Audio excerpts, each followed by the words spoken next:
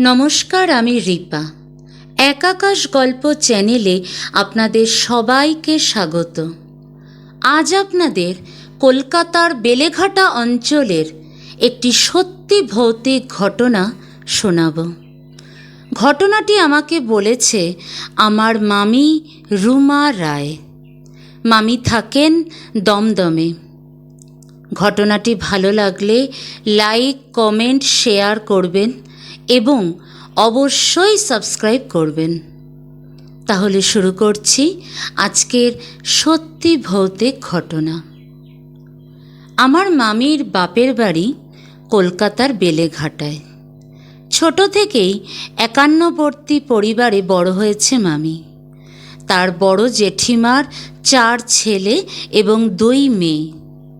1987 সালের মার্চ মাসে জেঠিমার বড় ছেলে প্রণববাবু চাকরি পান। ওনাদের ঠিক পাশেই ছিল প্রণববাবুর বন্ধু শিবুবাবুর বাড়ি। সেই সময় প্রণববাবুর এই বন্ধু শিবুবাবুও হাওড়ার রানীহাটিতে চাকরি পান। মামির বাপের বাড়ির এই পাড়াটা খুবই হৈহুল্লোড় করা জমজমাট পাড়া ছিল।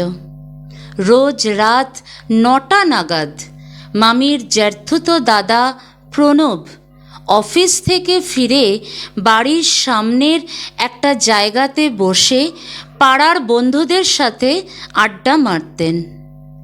ঠিক রাত 10টা বাজলে মামির জেঠিমা তাদের বাড়ির গেটের সামনে দাঁড়িয়ে তার বড় ছেলেকে রাতের খাবারের জন্য ডাকতেন। প্রণববাবুর বন্ধু শিবুবাবুও ঠিক ওই সময় অফিস থেকে বাড়ি ফিরতেন। তিনি ওই রাত 10টার সময় রোজই দেখতেন তার বন্ধু প্রণবের মা অর্থাৎ তার কাকিমা গেটের সামনে দাঁড়িয়ে ছেলেকে ডাকছেন। তখন শিবুবাবুকে বাড়ি ঢুকতে দেখে প্রণববাবুর মাও ওনার সাথে দুটো কথা বলতেন।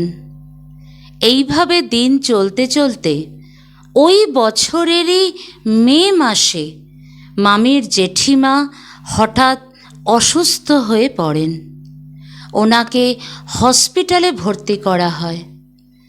কয়েকদিন পর চিকিৎসাধীন অবস্থাতেই মাত্র 48 বছর বয়সে মামির জেঠিমা মারা যান। তারপর হসপিটাল থেকে ওনাকে বাড়ি নিয়ে আসা হয়। তারপর বাড়ি থেকে ওনাকে শ্মশানে নিয়ে যাওয়া হয়। পাড়ার অনেকেই ওনার শেষ যাত্রায় সামিল হয়েছিল। কিন্তু তখন এত ফোনের সুবিধে না থাকায় প্রণববাবুর বন্ধু শিবুবাবুকে কোনোভাবেই খবর দেওয়া যায় না।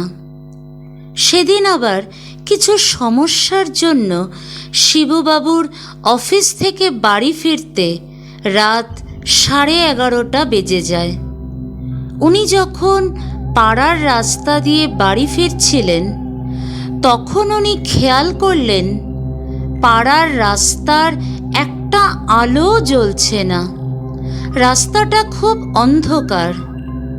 অন্ধকারের মধ্যে দিয়েই শিবুবাবু যখন বাড়ির দিকে আসছেন তখন উনি একটু দূর থেকেই দেখতে পান তার বন্ধু প্রণবদের বাড়ির গেটে কেউ দাঁড়িয়ে আছে।